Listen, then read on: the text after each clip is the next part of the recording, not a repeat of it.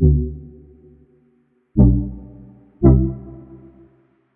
what's up guys, I'm Hop. Thanks for tuning in to TFBTV. This is part 2 of our AR-9 on a budget video.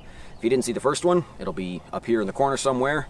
In that one, we talked about Colt mags versus Glock mags. We talked about different conversion lowers versus dedicated lowers.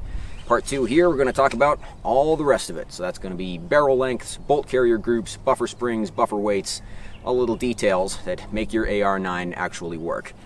Also, we're going to go ahead and go over the configuration of this terrible abomination that you see in my hands, so that should be fun. Stick around.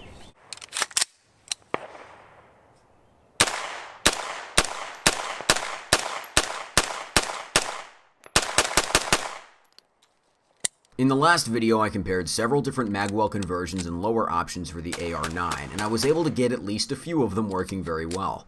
The configuration I ended up with is a dedicated Palmetto State Colt mag lower, and it has been running 100% for almost 1,000 rounds now, so let's talk about how I got it working that way. Once you decide on a dedicated lower or a magwell conversion, you still need to finish out your lower. Triggers, lower parts kits, grips, and stuff like that is entirely up to you, since it's pretty much just a personal preference based on ergonomics.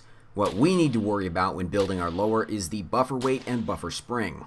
The common wisdom is that you need to use a very heavy buffer weight to make an AR-9 reliable. There are also 9mm specific buffers with an extended shelf on them to limit the amount of bolt travel. The extended buffer is supposed to prevent the bolt from building up enough speed to damage the bolt hold open prematurely. And it's supposed to prevent the bolt from going back far enough to allow brass to fall into the fire control group. I started out trying 2 different buffers in my AR-9 builds. First was an extended shelf buffer that weighs about 6.5 ounces. That's extremely heavy compared to a standard AR carbine buffer at 3 ounces. However, you can get even heavier ones up to about 10 ounces.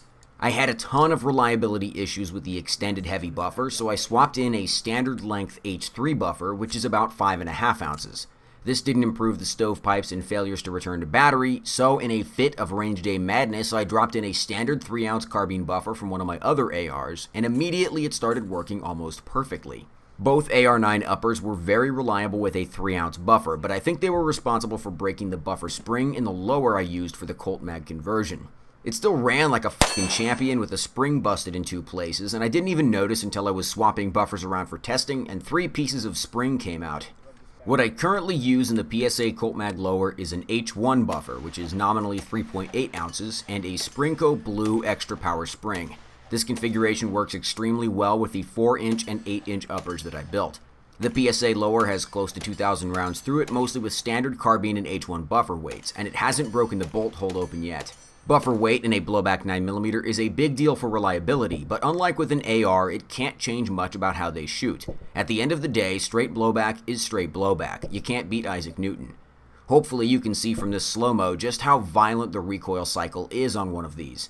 Don't obsess over tuning recoil. Focus on reliability first, and just learn to deal with the fact that blowback 9mm really fucking suck. Up next is the bolt carrier group. The BCG I used for my testing was a Spinta flat-side 9mm BCG. Most AR-9 bolts on the market are hybrid style like the Spinta, meaning they can feed from dual position mags like Colt mags or single position mags like Glock mags. They are also very heavy compared to a normal 5.56 bolt carrier group, since the only thing keeping the gun from exploding into your tender eye sockets every time you pull the trigger is the mass of the bolt and the weight of the spring. The Spinta bolt carrier may have been the source of my reliability troubles with the Mean Arms Endomag. I can't be sure. All the information I can find about this on the internet is anecdotal at best and superstitious at worst. Seeing as I have had several hundred trouble-free rounds out of multiple configurations of AR-9 using this same bolt, I'm content to blame the Endomags and not the Spinta. Still, if you are planning to use the Endomags, maybe get a different brand of bolt. You can buy the CMMG radial delayed bolt and barrel from their Banshee AR-9 pistol a la carte if you want to go a bit upmarket. The CMMG system is delayed blowback, so the recoil impulse would be much more pleasant and the gun would probably last longer too. But this video is about budget AR-9s, not fancy ones. In any case, that's not within the scope of this video, but if you have the money, I am willing to bet the CMMG Banshee 9mm kicks my AR-9's ass like an unwanted incontinent puppy. One last note about upper receivers. Most AR-9 bolts don't have any engagement notches for a forward assist, so you might as well use a slick side upper for your build. You can also find dedicated pistol caliber uppers with enlarged ejection ports and no forward assist. I used leftover mil-spec style uppers on both of my builds and didn't have any problems.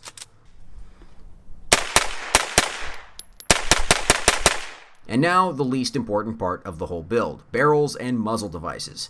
I built one upper with a 4-inch barrel from KAK Industries and one upper with an 8-inch barrel from Foxtrot Mike. Blowback pistol caliber barrels measure out a bit longer than 5.56, so the 8-inch is equivalent in length to a 7.5-inch barrel from a standard AR. The 4-inch barrel makes for a really fun little PDW, but you basically have the ballistic capability of a Glock 19 in a package the size of 6 Glock 19s.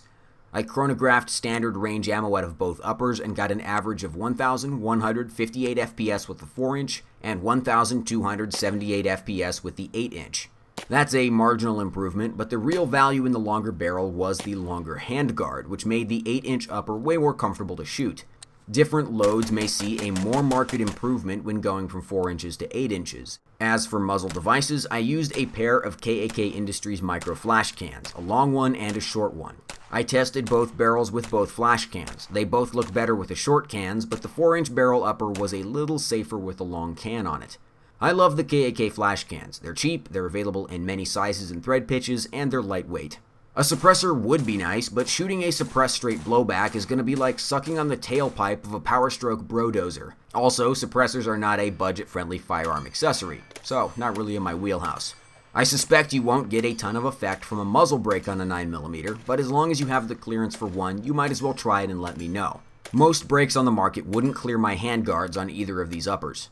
That covers all the main operating components of the AR-9 Broke Boy build. You can do whatever you want when it comes to sights, optics, handguards, charging handles, and accessories. All that's left now is to take a look at the abomination I cooked up as an end result of this project. The ultimate home defense weapon, the perfect PDW, the dumbest gun I currently own. Introducing the Micro Meme 9C.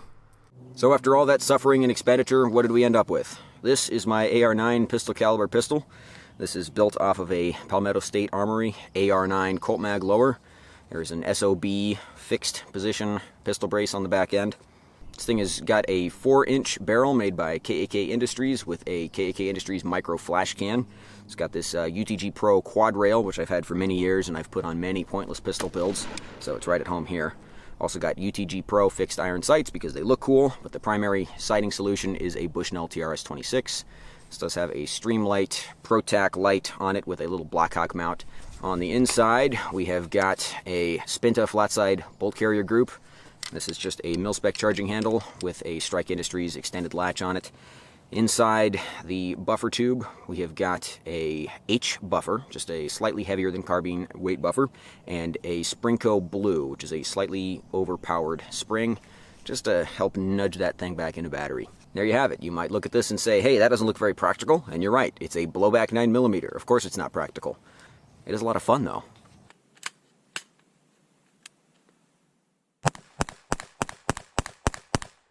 That's the show, guys. Thanks for watching. If you haven't, make sure you watch the first part of this video series so you get the whole story.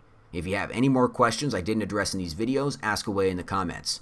I'll be happy to help you out if I can. TFBTV is supported by our sponsors, Ventura Munitions and Top Gun Supply. We really appreciate their support, so check them out.